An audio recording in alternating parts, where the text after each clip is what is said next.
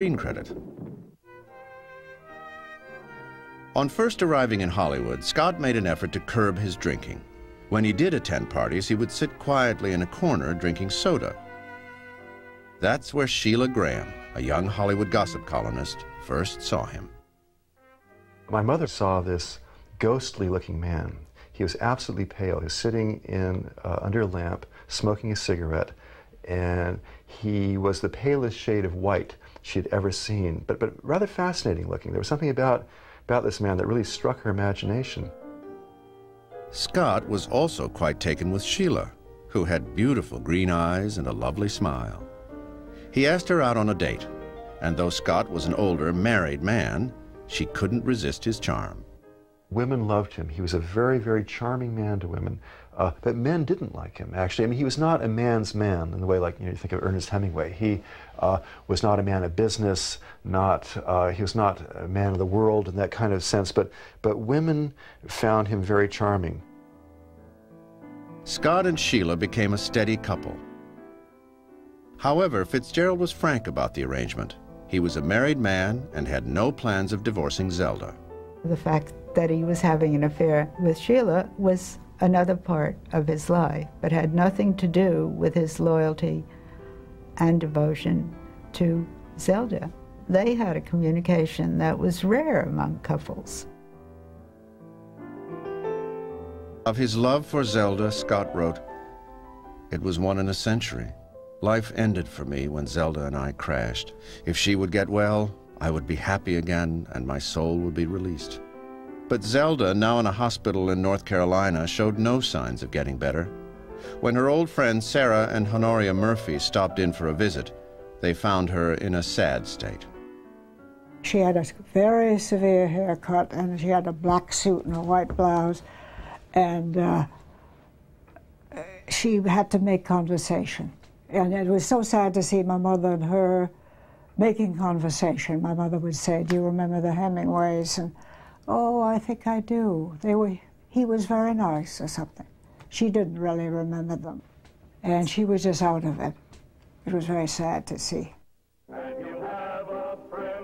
In the fall of 1937, Fitzgerald was assigned to work on a film called Three Comrades.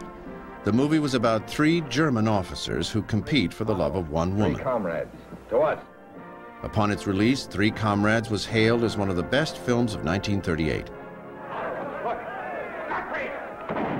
But Fitzgerald hated it. He felt his script had been ruined by Joseph Mankiewicz, the film's producer, who rewrote much of the dialogue. In a now famous letter, Fitzgerald protested the changes. "For 19 years, I've written best-selling entertainment, and my dialogue is supposedly right up at the top. But I learned from the script that you've suddenly decided it isn't good." "Oh, Joe, can't producers ever be wrong? I'm a good writer. Honest." Three Comrades was the first and last time Fitzgerald got a screen credit. In December 1938, MGM did not renew his contract, and he had to scramble for freelance work. At one point, he was brought in to polish the dialogue of Gone with the Wind, but David Selznick replaced him after just 2 weeks. As he grew more frustrated, Fitzgerald began to revert to his old pattern of drinking gin all day. Sheila Graham, who did not drink, was appalled by his drunken behavior. My mother often described him as Dr. Jekyll and Mr. Hyde. You know, one minute here was this charming man, quite fastidious about his appearance. As soon as he started drinking, there'd be a total change in personality. Scott, please, please. Scott's drinking led to some terrible fights with Sheila. Whenever I want. Scott. Fights that were depicted in a movie based on Sheila's autobiography starring Gregory Peck and Deborah Carr. They wrestled over a loaded gun, screaming at each other, horrible things. Finally, she just had enough. She actually threw the gun across the room and said rather dramatically, "I didn't drag myself after the gun to waste myself on a worthless junk like you. Worthless! Worthless! I hate you!" Fitzgerald was always so remorseful after these fights that Sheila forgave him. But he was getting a bad reputation in Hollywood. By 1939, he was lucky to get a job collaborating on a script with Bud Schulberg, a young writer who was thrilled to be working with one of his idols. I was enormously in awe of him.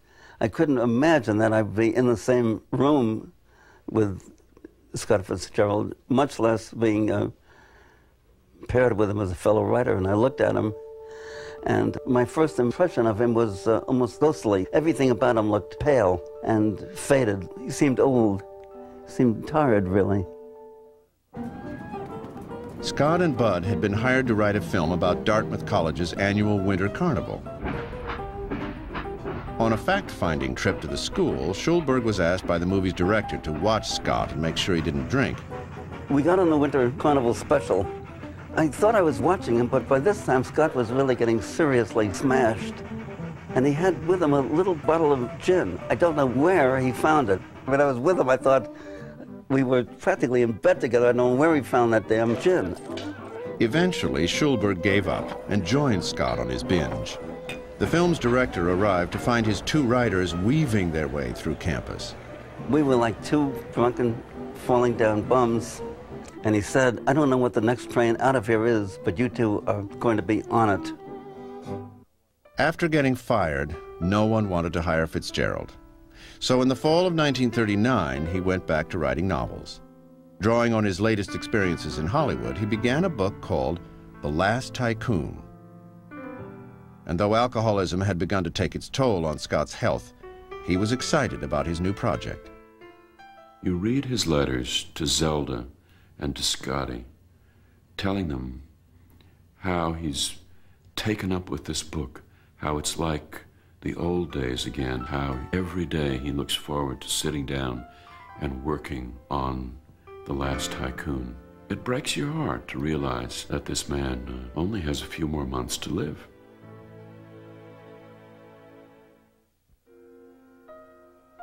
By October 1939, Fitzgerald was deeply engrossed in writing The Last Tycoon. After his experience in Hollywood, he was happy to be writing novels again. But at 44, Scott was not in good health. For years, he had been abusing his body. And in November, he suffered a mild heart attack that frightened him so much he stopped drinking altogether. From that point on, Scott seemed almost in a race to finish his novel. December 21st, 1940. Scott and Sheila Graham were enjoying a quiet afternoon together, listening to classical music. He suddenly stood up from the chair and grabbed the mantelpiece and collapsed on the floor. And my mother just rushed to him and thought that he'd fainted. But the problem was far more serious. Scott had suffered a massive heart attack. The door was open, and there he was sprawled on the floor. I didn't know what happened. Thought he had fainted, moved closer, and realized he was dead, and it was an absolute shock. F. Scott Fitzgerald, the man who came to symbolize the Jazz Age with its celebration of youth, was dead at the very young age of 44. His death came as a terrible blow to his friends and family. Zelda called because she wanted to talk to somebody who had been there so that she could believe that he was dead. And that was terribly sad. December 27th, 1940. F. Scott Fitzgerald was buried in Union Cemetery in Rockville, Maryland, where his father's family had lived. Few people came to his funeral, not even Zelda, who was too ill to travel. She would spend the next 8 years in and out of mental hospitals. In March 1948, she was staying in the Highland Hospital in Asheville, North Carolina, when a fire broke out, trapping 9 female patients, including Zelda. All 9 women perished in that midnight fire, which was said to have been caused by faulty electrical wiring. It was a terrible end for Zelda, who was only 48. She is now buried beside Scott in Rockville, Maryland. It's only fitting that this couple, who went through so much together in life, should rest in peace side by side. The story of their marriage is one of the great love stories of our times. I mean, we should all be so lucky as to stay so in love through so many tragedies. The tragedies were there, but